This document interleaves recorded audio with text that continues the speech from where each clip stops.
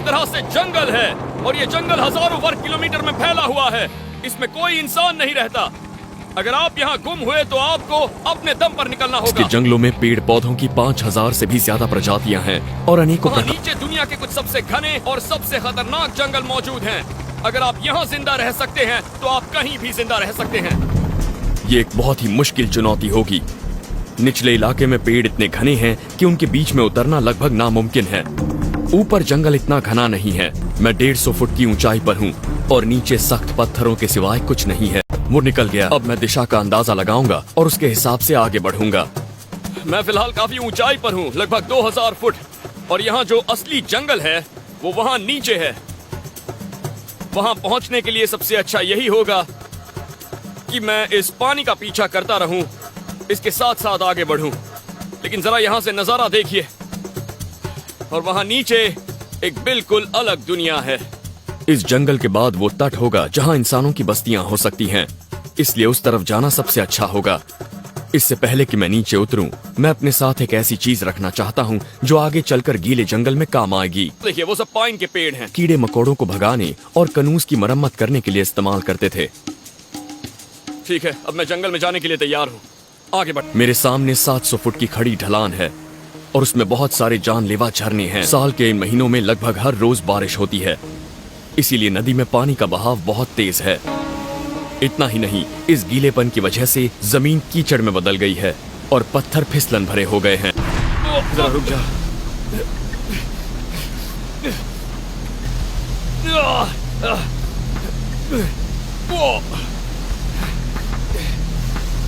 बाल बच गया।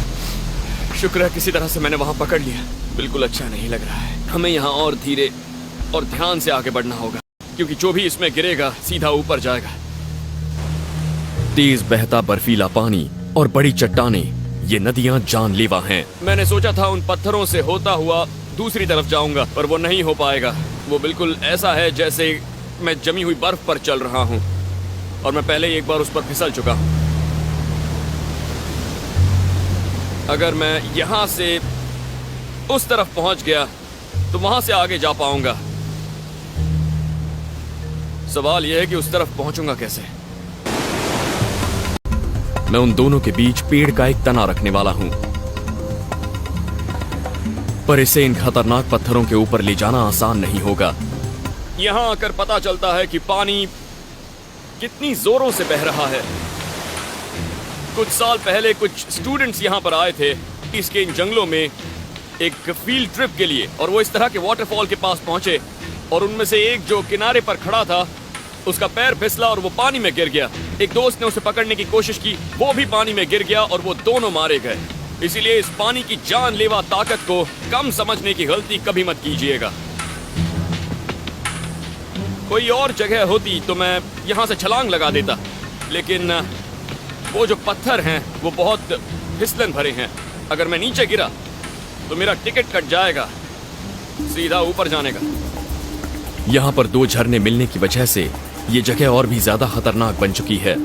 मुझे इस तने को बहुत सोच समझकर टिकाना होगा। अगर ये पत्थर पर फिसला तो इसके साथ मैं भी पानी में बह जाऊंगा। ठीक है, अब मुझे उस तरफ की ज्यादा फिक्र नहीं हो रही, वो वहां अच्छे से अटक गया है। लेकिन इस तरफ ये देखिए, कभी भी खिसक सकता है। इस 4 इंच की लकड़ी ने मुझे इस जानलेवा पानी से बचाया हुआ है। मैं अपने पैरों को पानी से बाहर रखने की कोशिश कर रहा हूँ, क्योंकि इसका बहाव इतना तेज है कि अगर मेरे पैर अंदर गए तो मैं नीचे गिर जाऊंगा।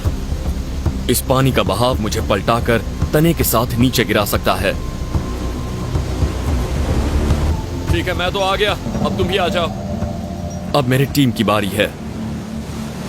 ठीक है, आराम से आओ, कोई जल्दी नहीं है।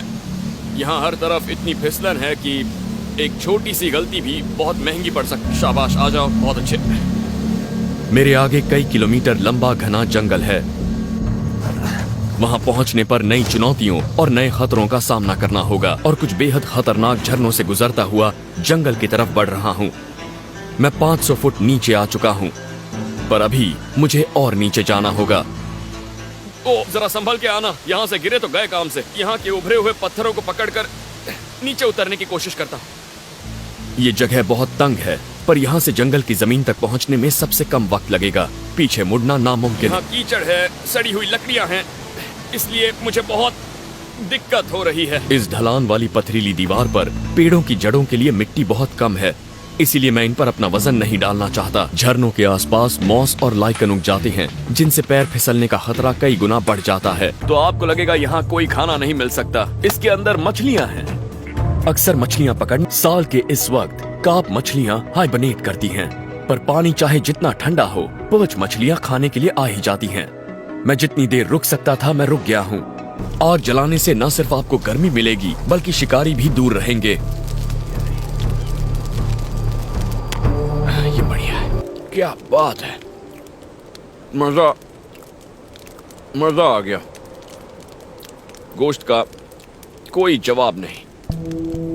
किसी अच्छे रेस्टोरेंट में इसके बहुत पैसे देने पड़ते हैं। पहली बार मैं थोड़ी देर के लिए बैठकर किसी चीज का मजा ले पा रहा हूँ। ये जगह विशाल है, मगर आसमान बिल्कुल साफ है। मैंने आग जला ली है, मुझे थोड़ा गोश्त भी मिल गया है, और ये सब मुझे शायद और कहीं नहीं मिल सकता, इसलिए मैं बहुत खुश हूँ। मुझे नदी के किनारे कुछ विलो के पेड़ नजर आए हैं। उनकी यहाँ नीचे जो आप देख रहे हैं, ये छोटी सी टूबन बस्ती है।